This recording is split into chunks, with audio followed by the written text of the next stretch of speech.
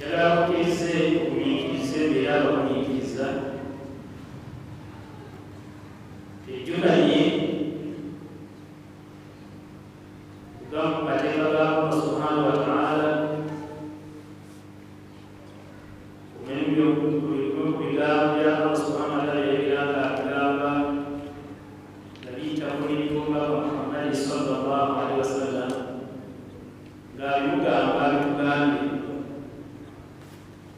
niyo tuli okwogerako olwaleero kkirize tuli mwezi gwa Muharram omwezi ogulimu ekyafaayo ekinene ennyo wakirwa Allah subhanahu wa ta'ala yakola ebyamagero ebiringa bibiri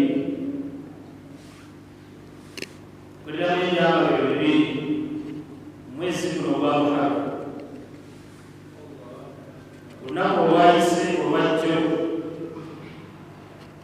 zaabadde enazome zaabadde 10 mwezi guno ogusooka ogw'olubereberye mbali yaffe ng'abasiraamu. Lunaku olwo lumanyiddwa nga luyitibwa yawmu ashura.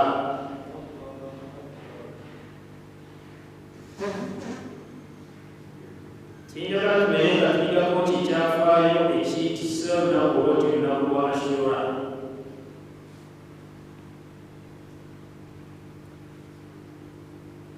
Ng'ebyafaayo by'engambi ebibiri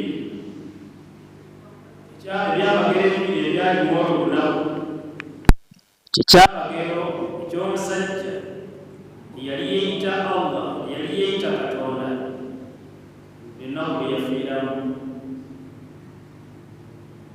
Ate ekyamagero ekyokubiri lwennaku Allah subhanahu wa ta'ala lwe yawunyezaamu Musa alayhi salaamu n'abo abamukkiriza ne basobola okulosinga ennyanja nga tebakozesezza maato oba mmeeri oba nnimi naye nga bagiyitamu bwe bati biidhinihi ng'owonyeza Allah subhanahu wa ta'ala. Kyali kyabagero omuntu okubeera nga obadde ensi ebadde ekumanyi nti oli Katonda kyamagero omuntu okubeera nga tewali ne musomoka ennyanja ne mugiyitamu.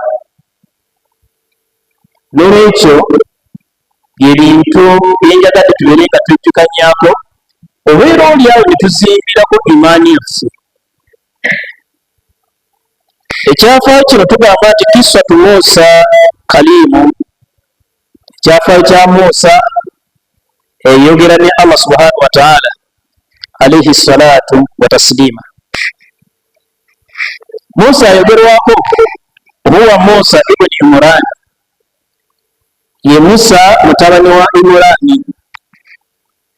Imurani yali azaalibwa omusajja ayitibwa Kahathu, ate Kahathu yali azaalibwa omusajja ayitibwa Aziro.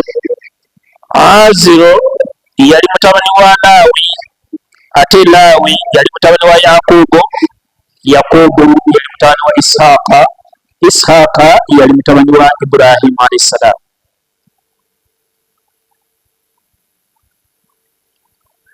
Musa ono okubeera nga ayogerwako wakiba Allah subhanahu wa ta'ala ategeeza mu Qur'an surati Maryam n'agamba nti wadhkuru fi kitaabi Musa, bajjukizi basomere ekyafaayo oba ebikwata ku nabbi Musa, ebikwata ku nabbi oyo yayitibwa Musa annahu kaana mukhlisa. Mazima Musa yali musajja omulongoosa, yakolanga ebintu bye yakolanga byonna ng'abikola lillah, akola kunoonya kusiimibwa Allah subhanahu wa ta'ala. Wa kaana rasulan nabiyya, ate ng'era yali mbaka awamu n'ekyo ng'ate era nabbi. wanajjainaahu min janibi tuuri, gamba nti twamukoola ng'ali emabbali w'olusozi oyitibwa Tuuri, Ayimani ku ddala olwali olwa ddyo, ku ludda lwa ddyo, naye nga tumugamba wakarrabnaahu ne tumusembeza najiya olusembeza. Wawahabna lahu min rahmatina, ne tumugabirira okusaasira kwaffe, twamugabirira ku bimu ku kusaasira kwaffe eyo Musa alayhi salaamu. Ahaahu Haruna, twamuwa muganda we ayitibwa Haruna nabiya, ate naye abeere nabbi. Kiseera kyekimu okukwali kusaasira kwa Allah subhanahu wa ta'ala. Waqad dhakarahu Allah subhanahu wa ta'ala fi mawadhi'in kathira, wakiba Allah subhanahu wa ta'ala bw'aba ayogera ku Musa yamwogerako mu ngeri nyingi, mu bitundu bingi mu Qur'ani y'ekitiibwa bw'agenda ayogera ku Musa, mbeera ye, enkola ye, enzaalibwa ye. Tugenda kubeera nga tuwulirako kitimu nnyo. Yazaalibwa ati Musa ajja kuusibwa.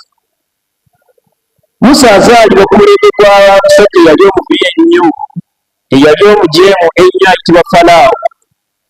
Musa bw'amala okuzaalibwa ku mulembe gwa Falaawo, Falaawo yali ya mulaguzi we yamulagula n'amugamba nti waliwo agenda okutwala obwakabaka bwe, agenda kuzaalibwa mu kyasa kino, agenda kubeera ng'azaalibwa. Naye tukoze tutya? Falaawo yasalawo n'agamba nti ekibeera nga kiri bwe kiti, kati ate agenda okuzaalibwa, agenda okutwala kikulu, agenda kubeera mulenzi. Kati buli mwana tugenda kusazeewo buli mwaka, ngenda kulekangawo omwaka gumu. Guno omwaka abaana abalenzi we bazaalibwa babeere nga battibwa, oguddako sigenda kubeera nga mbatta, si kulwa nga mbako oyo omwana ayogerwako. Bambi Musa alayhi salaamu azaalibwa ku mwaka ogwali gwekuttiramu abaana abalenzi. Musa bw'amala okubeera ng'azaaliddwa, Allah subhanahu wa ta'ala atunyonnyola n'agamba nti wa auhaina ila ummi Musa, twawa obubaka eri maama wa Musa alayhi salaamu. Obubaka obwo nga bugamba nti an ardihi, omwana bumuyonsa, omwana ogenda muyonsa, ogenda kuyonsa omwana. Totta mwana, tosuulayo mwana, tolangira bantu nti nzadde mwana mulenzi, wabula omwana oyo ogenda kubeera nga omuyonsa. Fa idha khifti, Allah subhanahu wa ta'ala agamba mama Musa nti onaaba otidde, bw'obanga owulira mama kyali kiragiro kya Falaawo nti buli yenna azaalibwanga mulenzi omwaka guno abeere ngattibwa. Allah agamba Musa oleeta ilham, agamba mama Musa mu ilham, birowoozo nti omwana oyo ogenda muyonsa, naye oba owulira nti otidde nnyo, fa arqihi, beeranga okusuula oba kuteeke, beeranga okuteeka fi yammi, teeke mu saaluku, ira saaluku museere, muteeke mu mazzi oba agende naye kakasa nti agenda kudda gy'oli, agenda kukozebwayo gy'oli. Mama Musa bw'ati yakola, nga Allah amugamba wala takfi, totya, wala tahzani, ate tonakuwala, inna radduhu ilayki, ngenda kukomyawo ku mazima, tugenda kukujjuza omwana wo obeere nga gwamweyonsiza mwenye, wadde ng'omulesa agenzi, wajamiluhu minal mursalin, ate si ekyo kyokka, wabula omwana we tugenda kuteeka, ngenda kubeera nga kuteeka mu bantu babaka, amakulu agenda kubeera mubaka, si muntu wa bulijjo. N'olwekyo tutya mama Musa kulekyo kyekugamba. Mama Musa n'akola bw'atyo, n'addira omwana n'amuteeka mu sanduuku, n'amuteeka ku mazzi, amazzi ag'agonga buno naye okubawo n'ebigaanawo, okubawo n'ekijjawo. Yamussa ku nnyanja okwo, ennyanja amazzi tegaseerera n'ebisanduuku eyo n'omwana mumwali, gaasibira ku lubiri lwa Falaawo. Ate anoonya abaana abalenzi okubeera ngatta, nabo omwana tebuka mutwale wa Falaawo. Abaali bakolebwa Falaawo balengera essanduuku eri ku nkondi ku mazzi, badduka bagenda banyijja nga balowooza nti mulimu byabugagga, mulimu maali, bagenda ogisula baami nga mulimu bbebi. Badduka ne bagenda eri mukama waabwe, ne bamugamba tuva kulonda ku muntu, tusanze essanduuku eri ku nkondi kube badde mu mazzi, naye tugireese tugenza okisigira, mulimu bbebi. Falaawo abuuza nti bbebi muki, muwala mulenzi? Nti mulenzi. N'agamba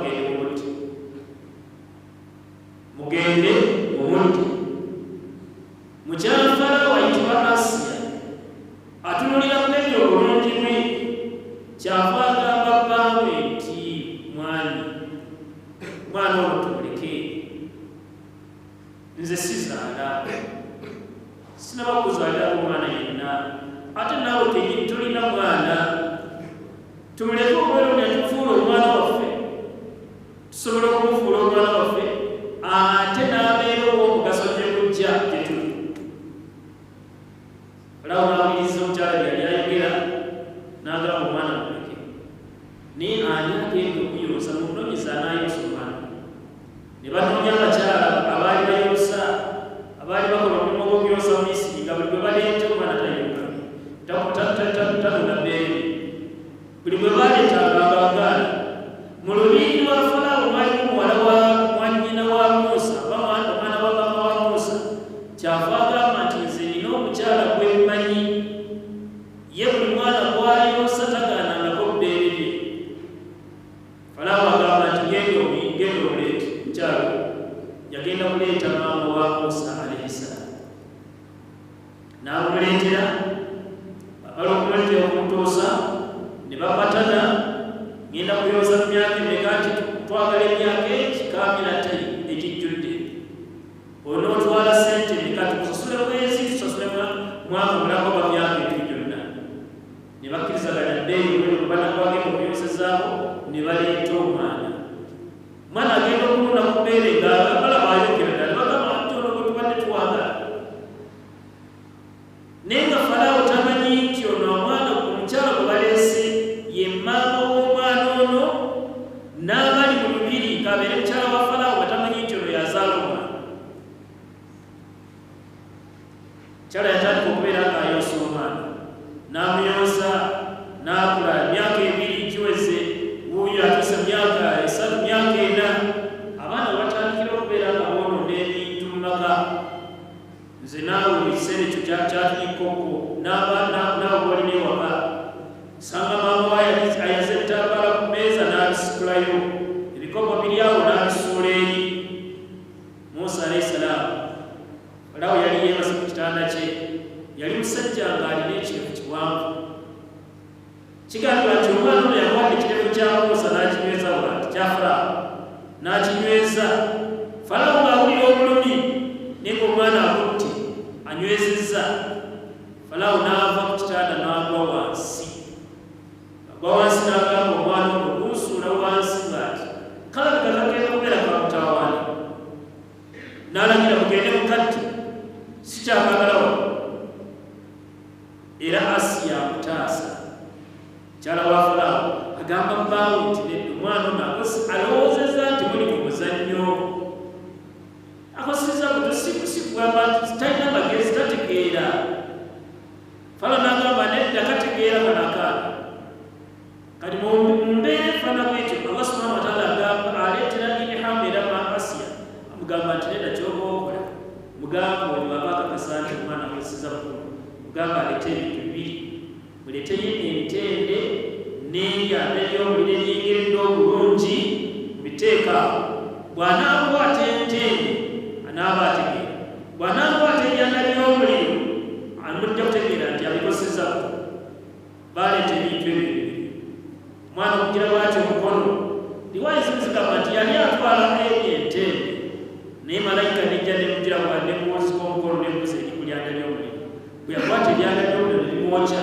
ekifo ekyokulisuula wansi ate yaliteeka mukama volaba nti Musa alayhi salaamu yali tafuna ebigambo ebirungi Falaawo n'agamba wama kano kakozeseza buto n'amuleka n'abeerawo kati mu bigambo ebingi ennyo era kunomu bagamba Falaawo yali atuula yali ali mu kwogera entebe eriwa nayimiridde ali mu kwogera nayogera ki akaana ne kajjawo entebe mwana najjawo entebe nga Falaawo tategedde nti entebe bagijjeewo bwe yatuusa ekiseera ekyokutuula yakutuula butuuzi wansi mu ttaka n'agamba kino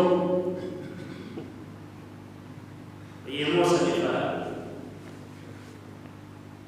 mu mbeera era baali bagenda kubeera nga bakuttirawo linaweera naawe bw'abeera wa Falaawo n'abeera kubaka bwe yaweza emyaka 40 bw'aweza emyaka 4 nga muvubuka akusa alina amaanyi ge ageewulira aba atambula siika n'abaali balwanagana babiri omu nga wali Misiri omulala nga mu Isirayiri mulala nga mu lulyo lwa Musa alayhi salaamu mulala yali ava mu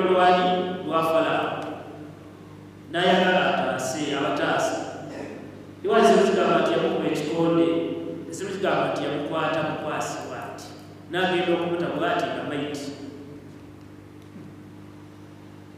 kwata n'amutta batandika okunoonyereza ani yasoolo jjukira baali basatu bano abaali babanga ababiri noone yajja okutaasa Musa alayhi salaam kati ono ataasiiza ono amugamba tambula ne togeza n'oŋŋamba nti nze nakikoze bagenda batandika okunoonyereza ani yasse omuntu ono ani yasse omuntu ono ani yamusse batula miitingi mu lubiri lwa Falaawo mwe baatula mu miitingi ne bagamba omulabe yakoze ekintu kino si mulala alabika ye Musa ne Musa ebeera gyatuseemu kimala kino abeere nga atubeera kubaali miitingi bemwava obanga byona gyenagamba Falaawo nti oli wano naye oba olinawo osobola okubeera ng'ogenda wandibadde weemulula mu koopula kubanga olugolo olwaleero lwakubeera nga bagenda kutta bw'otaava bagenda kubeera nga bakutta bagamba kuba owatta ki owatta omuntu oli Musa yatambulakola naye nga gy'aleka tamanyiyo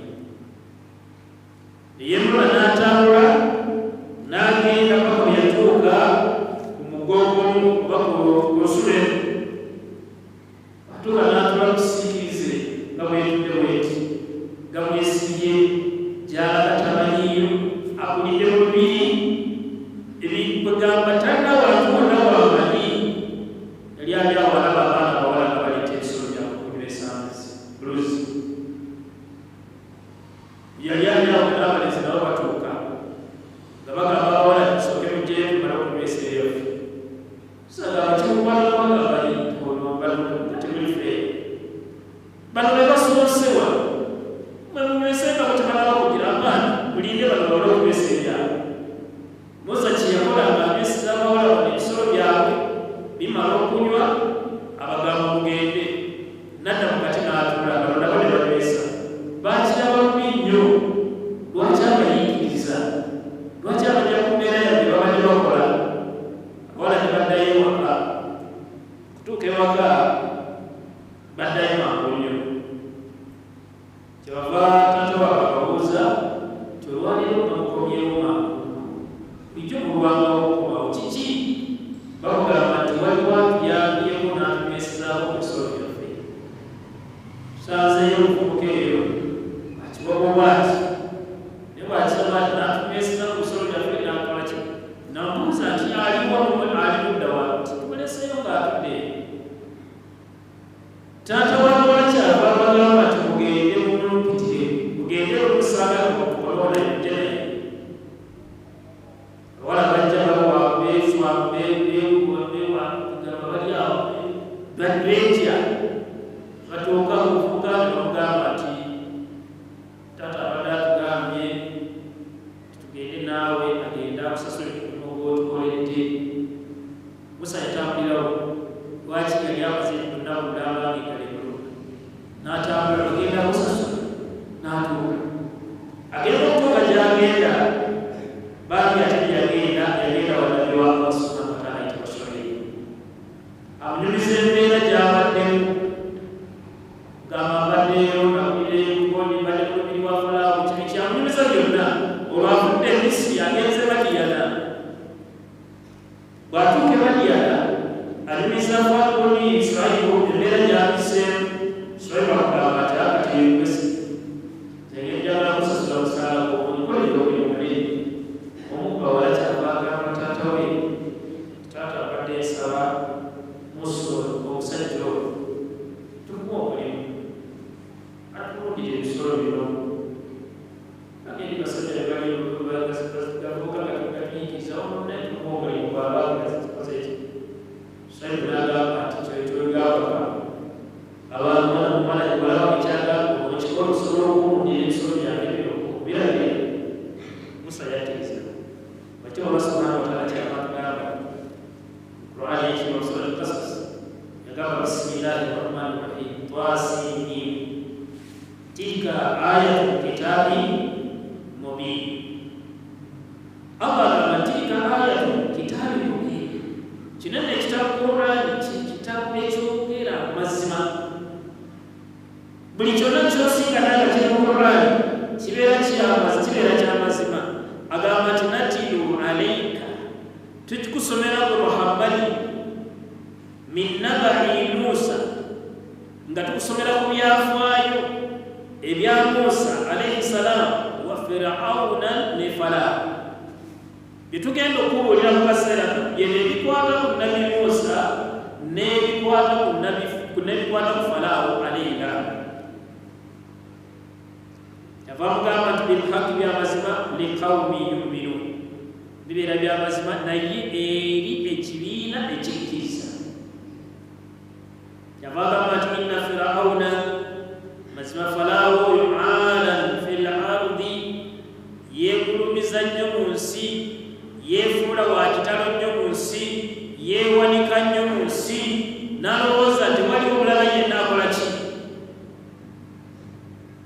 Farao weeyogerako lumu, musajja amugamba nti si gwe Katonda, waliwo Allah, waliwo omutonzi atali gwe. Gamba nti ate waliyo Katonda atalinze. Namugamba eri oyo Allah gweyogerako oyo atta ate era naawe obulamu. Olw'okuba nti erina obuyinza, yagamba mundeetere abasibe babiri. Ne bagenda mu kkomera ne baleetayo abasibe babiri, n'agamba nti oyo mumuntebereko omutwe oyo, mujjeko omutwe, mujjeko. N'agamba omulala ati ng'emutadde era tokyalimusireddayo, genda osanga abantu bero. N'agamba kati kyogamba oli musse ono mulese agenzi. N'olw'okuba nti gwe yali ayogera naye yali musajja mugwenufu mu ddiini, amugamba nti Allah bwenkugamba oba tonaba mumutegere, y'oyo ajja enjuba eno emashariki n'agitwala mu ebbanga libi n'agisule. Kati gwe naawe obanga weeyita nti oli Katonda, kati gwe gijja eno ogizze, gijje gegenda kumeti. Allah subhanahu wa ta'ala abafugoita yawugula nebimusomera katasobola kubeera ngakikola katayefala naye Allah subhanahu wa ta'ala tubizagamba tiwajamala ahaluha tifanawo yafuula abantu ab'ensi, abantu abaali mu Misiri Shia, yabateekamu obubiina, yagenda n'abateekamu obubiina. Lowooza nti abakulembeze abalala bakobulaba bagenda bagamba nti kati muteekemu ebibiina nti babijja kufaala. Yabateekamu obubiina, obeera kabina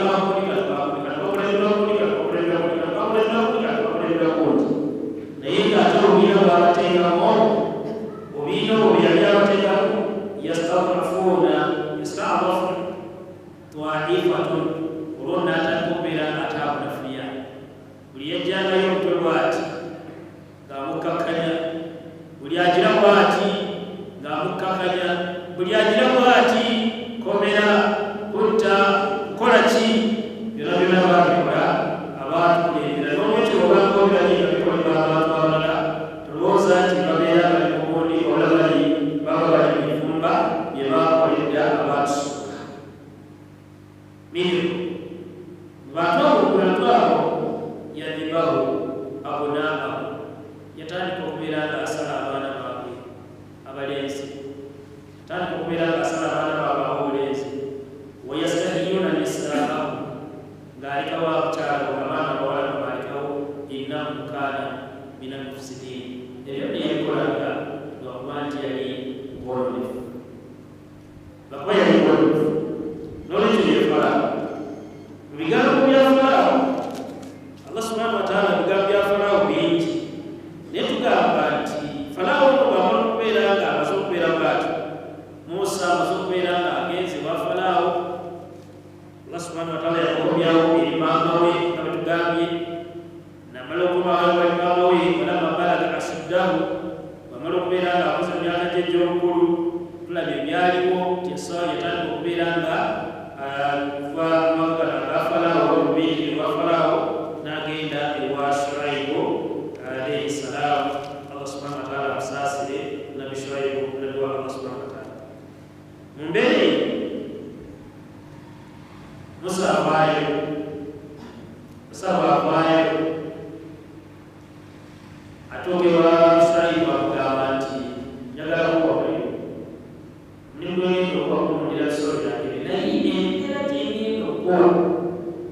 okukubiriza n'okubawala abantu wala bali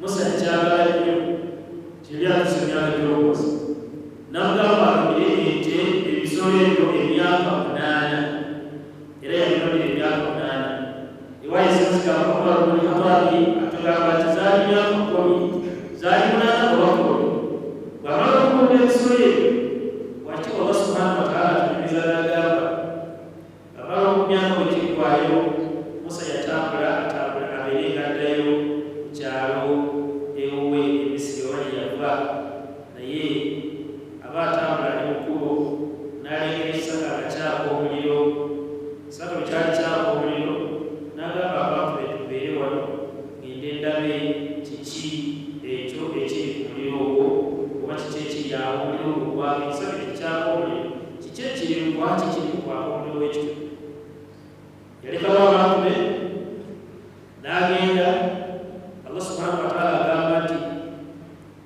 wahal ataaka hadithu Musa abafu bakunyumizaamu ekyafa kya Nabbi Musa alayhi salaam idh ra'a naaran mu kaseera we yalabira omuliro faqaala li ahlihi n'agamba abantu be nti imkuthu mbeere wano inni anastu naara sinengera omuliro ogwo la'alla atikum minhu biqabs obeera olyawo nembaleeterako esimu aw ajidu ala nari huda oba nesiŋŋanayo obulungamu oba nembadirayo obulungi ti nesaabamu ekintu kyonna ekirala kizobeera nakyonna falama ataaha nudiya Musa bwamala okutuuka ng'asabedde ekisaga nudiya yayitibwa ng'agamba nti ya Musa wange Musa inni ana rabbuka tinza fakhlimu na'laka jamu engatto innaka biwadi muqaddasi tuwa ekifo kyoyimiridde mu kifo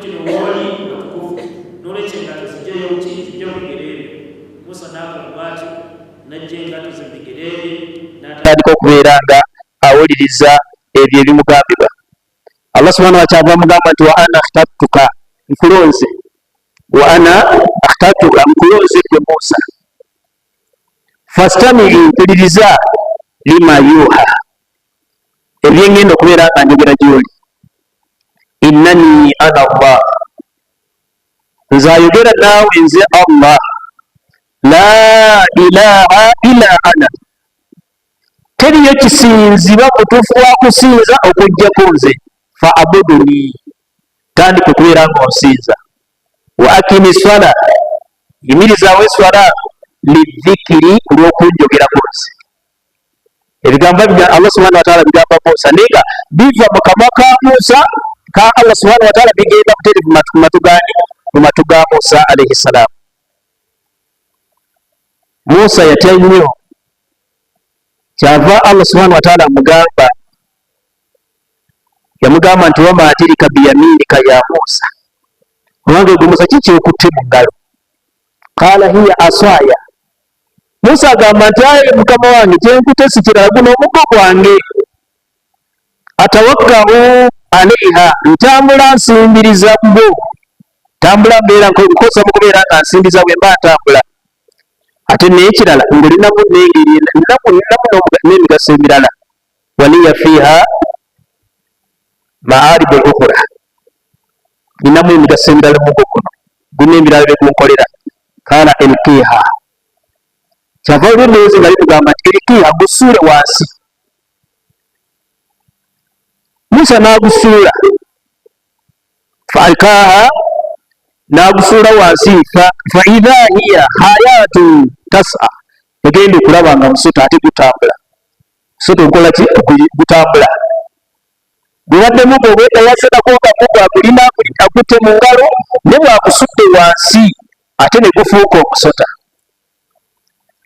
bwe gwafuuka omusota Allah subhanahu wa ta'ala yamuleka bulesirwa ati ate oluvannyuma amugamba kala hudhuha ate Allah amugamba nti kwata omuggo gwo Musa wala tahfi totya sanuiduha sirataha al-ula ngenda kuzzaayo mu mbeera yaabwe gye gubaddemu ebiri. Totya, kwata omuggo gwo gukwate, naye ng'alaba so talikola ki? Ye Allah alimugamba nti kwata omuggo gwo. Bwe yali afunyemu okutya, Allah amugamba nti totya, ngenda gukuddizaayo mu mbeera yaabwe gye gubaddemu. Bw'amala otuka omukwata ne guddayo mu mbeera y'omuggo ne gubeera omuggo. N'amugamba nti wakmimu yadaka ila janaahika, ate ddira omukono gwo oguteeke mu nkwawa. Ddira omukono gwo oguteeke mu nkwawa. N'agamba ogenda kujjayo nga gwonna gwaka, agenda okujjayo bw'ati nga gwakayakana nga gulinga omwezi gw'ennaku 15. Bw'amala okumukozesa ebigambo ebyo yamukozesa, kyava amugamba nti idhabi ila firauna innahu tagha, kati notambula ogende wa Falaawo mutereevu omugambe nti mazima gwobuze, Falaawo obuze. Qaala rabbi shrah li sadri, ebyo ebigambo Musa byakozesa nga bamugamba ebigambo ebyo. Yagamba nti ayi rabbi, mulezi wange Allah subhanahu wa ta'ala, shrah li sadri, yanjuliza ekifa kyange, wayassir li amri, onyanguyiriza ensonga zange zonna zibeere ennyangu gyendi, wahlul uqdata min lisaani, olulimi lwange luggyeeko ekifundukwa kyonna, bigambo bye naayogera bisobole okubeera nga byatuka bulungi. Yafqahu qawli, omusajja gw'ontuma gy'ali obeera oli awo anaategeera ebigambo byekola ki byenjogera. Waj'al li waziran min ahli, nensaba obeere ng'ovaayoko omuntu yenna ananyambako mu bantu bange bwe naasobola okubeera nga ntambula naye. Haruna akhi, ng'ate mu bantu wenjagala si mulala wabula ye muganda wange Haruna, tambule naye gende naye wa Falaawo. Allah subhanahu wa ta'ala n'amugamba nti nkukkiriza mutambule ne Haruna, naye nabbi naye muwadde bwa nabbi. Bw'atyo bwe yali Musa alayhi salaam. Musa n'atuuka ewa Falaawo n'amugamba nti mazima obuze, nentegeeza nti Allah subhanahu wa ta'ala yateekeddwa okubeera nga asinzibwa. Toli Katonda Falaawo, oli kitonde kyatondebwa. Omwaka faananyi ogenze okukolola akulembere kwakali nga gw'omugamba nti la ilaha illa Allah, teri kisinzibwa obutuufu bwa kusinza okujjako Allah. Kiki kyabeera nkulowoleza? Kale togenze wa mukulembeze, naye ogenze wa mutabani we, mutabani w'eggwanga, the first son of Uganda. Tuseeyo oli mugamba ebigambo ebyo. Falaawo bamugamba ebigambo ebyo yagamba nti ggwe omanyi nga wazza emisango kuno, watta kuno omuntu n'odduka, kati okomyewo oli kweyogezayogeza bigambo ebyo. N'amugamba nedda, kati n'akola Allah subhanahu wa ta'ala byamugamba okukola, n'akwata omuggo n'agusula mu maaso ga Falaawo. Muggo ne gufuuka obusota, Falaawo n'ayagala okudduka, so n'agamba nedda, n'akwata omuggo gwe n'agira omukono bw'ati n'agenda okugyayo nga mugo tebikumala kukakasa nti ebigambo byekugamba si byange. Falaawo yasigala era takkiriza, n'amugamba nti ekitegeeza ennaku zino kati oli mukugu nnyo mu kulongo buli mulongo, naye njagala tulagaganeko ku ddogo ndabe oba gwasinga oba nze asinga. Njagala tuteekewo olunaku mpite abantu bange bajje babeerewo, bw'ononsinga nja kukkiriza, bwe naaba nkusinze naawe onzikirize. Falaawo agenda eri abalogo baabagamba nti mumanyi Musa kye yazze nakyo, yogiza omuddo ne gufuuka omusota.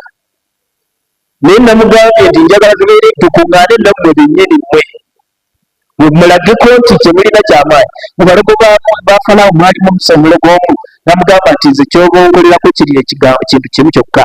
Buli yenna olunaku lw'otaddewo lw'ogenda okubeera nga otuyita, buli yenna anajja mu lukuŋŋaana olwo muŋŋambire ajje n'omugo ogw'embuzi oba ogw'ente. Buli ajja mu lukuŋŋaana abeere ng'akwata omuguwa, bwambuze bagwate bajje. Naku lwatuuka ne bajja ne bakuŋŋaana bonna ne bajja mu bungi. ne bagamba Musa nti gwasooka abafu abasooka. Musa n'agamba musooke n'aba basooka. Bwe basooka omulogo agamba abasajja abano abajja abantu abajjanga n'emigwa abagamba buli omu sumula omugwa gw'ozze nagwo gusuule mu kisaawe wakati. Baasuulanga omugwa buli gwe gwasuula okusuula mu kisaawe wakati gwafukanga musota.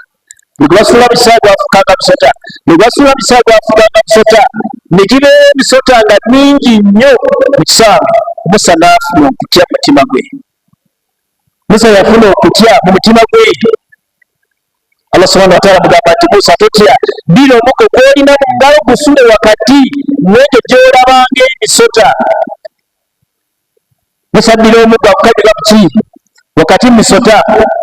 Gwatandika okubeera nga gulya guno obusota, ne gulya ne gumulya ne gumulya kamu ku kamu ne gumumalawo gwonna ne gusigala nga mu kisaawe gulimu gumu gwekka. Ne gutambula nga gugenda ku ludda Falaawo yali ali. Falaawo n'ava, kigambibwa nti Falaawo yali yeekweka ku bantu be nga tayagala kumulaba ng'agenda mmanju, era ng'abantu bagamba nti Katonda tagenda na mmanju. Ne bwolwo Allah subhanahu wa ta'ala yaleeta ekyamagero ekyafaayo ekyo, bagamba nti Falaawo yeepamira mu ngoye we yali atudde. Abantu bonna abaali mu kisaawe baalangira ne bagamba nti tukkiriza Katonda wa Musa ne Haruna. Falaawo abagamba nti mukkiriza mutya nga sinaba kubakkiriza? Buli yenna agamba nti akkiriza Katonda wa Musa ne Haruna, ngenda mujjako omukono n'omugulu, mukono mugulu, bwezijjako omukono ogwa ddyo, omugulu gwa kkono tosigaza. Musa yatandika okubeera gadduka n'abakozi be bonna abamukkiriza bonna ne bamugoberera. Ekibinja kyonna abantu abaali ku kisaawe bonna ne bagoberera Musa alayhi salaamu ne Haruna nga bagenda ne badduka paka we baatuuka ku nnyanja eyitibwa Red Sea. Tebatuuka ku Red Sea, amagezi gaabisiba. Bonna bonna nga balaba ekibinja ekingi ekya Falaawo n'eggye lye. Balengera Falaawo ali mu kujja n'ensolo ze n'eggye lye ng'ate kkambwe nnyo. Kyabagamba nti Musa omusajja wuuyo ajja, lengera wuuyo atuuse, anaatera okutuuka wuuyo. Allah subhanahu wa ta'ala agamba Musa nti ddira omuggo gukube ku nnyanja. Musa addira omuggo agukuba ku nnyanja bw'ati. Ennyanja yeekolamu amakubo 12. Amakubo 12 mu mwezi guno gwa Muharram. Gwali mwezi gwa Muharram. Ennyanja yeekozeemu amakubo 12. Bonna abaana ba Isirayiri baakwata amakubo ago nga bwe biri ebika 12 eby'abaana ba Isirayiri. Baatambula ne bayingira mu nnyanja, amazzi geesibye, beekoze ekkubo ate ne geesiba ne gafuuka ayisi. Ne batambula ne bagenda okuba batya, ne Firaawo naye n'ayingira n'abagoberera n'abagamba nti ndi Katonda, mulaba ennyanja bw'enengedde nga tujja, olaba kyekoze. Ne bayingira bonna, bali baba bafulumamu bwe bati. Bano batuuse wakati mu nnyanja, Allah subhanahu wa ta'ala n'asaanula amazzi ne gasaanuka ne gaddayo ku mbeera yaago. Falaawo alayhi laana awo wennyini we yasigala. Genda bagamba nti mu kaseera ako Falaawo yakozesa ebigambo bino. Allah subhanahu wa ta'ala atugamba nti Falaawo Firawuna mu kaseera ako bw'amala okubeera nga bimugendedde bwe bityo, yakozesa ebigambo bino wammanga. Osomanga mu surati Yunusu aya ya 7. Allah subhanahu wa ta'ala agamba atya. Allah subhanahu wa ta'ala agamba mu sura eno, yagamba nti wajawazna bibani Israila, twasomesa abaana ba Isirayiri, twasomesa abaana ba Isirayiri 9 aya 9 agamba nti wajawazna bibani Israila, twasomesa abaana ba Isirayiri baharan, nga tubasomesa nnyanja, tubasomesa ennyanja eyo Red Sea, twagibasomesa. Naye agamba fa atba'ahu Firawunu wa junuudu, Falaawo n'amugoberera n'eggye lye. Falawo n'abagoberera n'ejjeri bagiyan wa adwan nga baagala kubatuusaako bulabi hatta idha adrakahu daram qala okutuusa okuzikirya bwe kwatuka ku Falaawo amakulu ne bye yali nabo okutuusa okuzikirya bwe kwatuka ku bantu abo bye yali nabo qala Falaawo n'agamba nti amantu nzikiriza.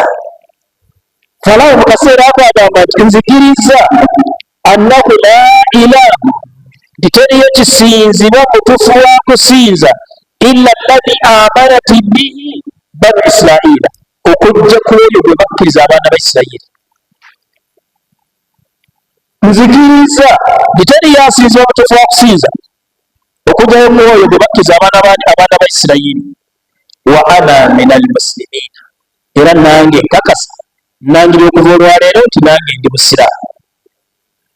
Allah subhanahu wa ta'ala amugamba al ana Falaawo kati Allah amugamba al ana saawa eno kati olabidde nti oli musiraamu olabidde nti okkiriza bulijjo bwe bakugamba ng'ogaana kati saawa eno ogamba ng'okkiriza wakad asaita qablu ng'ate oberi ebiri obadde mujeemu wa kunta min al mufsidin ng'ate obadde ng'ononefu. Kyava agamba Allah subhanahu wa ta'ala falyawma nunajjiika bibadanika olwaleero ngenda kubeera nga mponya omubiri gwo olwaleero ngenda kuwonya omubiri gwo ngenda kubeera nga mponya omubiri gwo litakuuna liman harafaka aya kalyoke kabeera akabonero eri abo abagenda okujja oluvannyuma luno bategeere nti ono ye yalinga yeeyita Katonda. Kubanga abaana abagambanga obugambi nti ku nsi kwaliko omusajja yali yeeyita Katonda tebajja kitegeera naye omubiri gwogenda guwonya ate abantu bagenda kubeera nga bagunkuumira bagukuume buli ajja alyagala okulaba ku muntu eyali yeeyita Katonda balabe embeera gy'olimu bategeere nti si kirungi okubeera nga weefuula Katonda, si kirungi okubeera nga weefuula Katonda. Allah subhanahu wa ta'ala agenda maaso n'atugamba agamba nti ngenda kuwonya liman harafaka abakuli mugayo wa inna kathira min annasi naye ate abasinga obungi mu bantu min ayatina lagafilun kubonera obwaffe babeera bagayaavu. Bwatyo bagamba Allah subhanahu wa ta'ala. Okuva kwolwo Falaawo n'abeera nga ennyanja yamuwandula ku lukalu bye yalina bonna ne basifuka byakulya bya nnyanja mu nnyanja. Falaawo yekka ennyanja neemuwandula ku lukalu. Baatwala obuvunaanyizibwa abaaliwo ne bakaza omulambo gwa Falaawo paka n'essaawa ya leero ng'ogenda mu museum e Misiri bakulaga nti oyo omusajja yali yeeyitanga Katonda oyo bwola gwe badde bayitaani ye Falaawo. Allah subhanahu wa ta'ala kyeyagamba tengenda kuwonya omubiri naye kajja kubeera akabona eri abo abagenda okubeera nga bajja bakirwa Muhammad sallam bw'atambula okubeera ng'avudde e Makka agenze e Madiina. Yatuuka e Madiina n'alaba abantu nga basiba olunaku olw'ekkumi mu mwezi guno gwa Muharram era mwezi 11 bagambye lwabaddewo jjo omusomo guno gwali gwetaagisa tubeere nga tugusoma nga tugaba kugutuukako olunaku naye weeteekeretekere omwaka ogujja ogende okutuuka nga otegedde lwaki wandibadde olusiiba lwaki tewasiibirwa jjo oba lwaki walusiibira. Nabbi bw'atuuka e Madiina yagenda okulaba abantu basiiba olunaku olw'ekumi Muharram kuliko olwatugamba olw'ekumi nga basiiba kyava abuuza nti bannaye lunaku kino lwe musiiba ye lwaki musiiba? Bamugamba nti ekikusiibisa olunaku luno lwe lunaku Allah subhanahu wa ta'ala lwe yawonyezaako Nabbi we Muusa alayhi salaam ng'amutaasa ku Falaawo ate n'azikiririzaako Falaawo alayhi laana. Nabbi n'agamba bwekibeera nga kiri bwe kityo wanahanu abulafe ate abasinga okubeera okudda ennyo ne Muusa amakulu fe abateekeddwa okubeera nga tusiiba olunaku luno. Nabbi n'alusiiba ate n'atulagira naffe tubeere nga tulusiiba. Omwaka Nabbi gwe yafiiramu yagamba ebigambo bino omumanga yagamba nti singa omwaka ogujja gunansangao nga nkyali mulamu nja kusiiba n'olw'omwenda mbeere nga njawukanako ku Bayahudi bo basiiba olunaku lwa 10 lwokka. N'olwekyo abalungi abampuliriza ku bitono nnyo ebyafaayo ebiri mu mwezi guno ogwa Muharram mwezi gwa mizizo. Allah subhanahu wa ta'ala yagamba emyezi giri 9 emyezi giri 12 egikola omwaka 6 naye ku myezi 12 yatugamba nti emyezi 4 gya mizizo bweguliwa ogwa Dhulqaada mwezi gwa muzizo, Dhulhajji mwezi gwa muzizo, Muharramu mwezi gwa muzizo, ne Rajabu gino essatu girinaniganye. Ogumu guno gwesudde guli eri gwa musanvu, n'ogw'ekkumi n'ogumu, ogw'ekkumi n'ebiri n'ogw'olubereberye myezi gya muzizo. N'olwekyo mu bikulu ennyo ebikolebwa oba ebyali mwezi guno ogwa Muharram, kyekyo Allah subhanahu wa ta'ala okubeera nga yetwasizaako Musa alayhi salaamu, ate n'abeera nga yazikiriza obumpembe bwe yali yayita ow'ekitalo ennyo Falaahu alayhi laana. N'ebigambo ebyo nsaba Allah subhanahu wa ta'ala ebeere nga tugasa nabyo. Gamugadde bingi n'akaseera katusazeeko.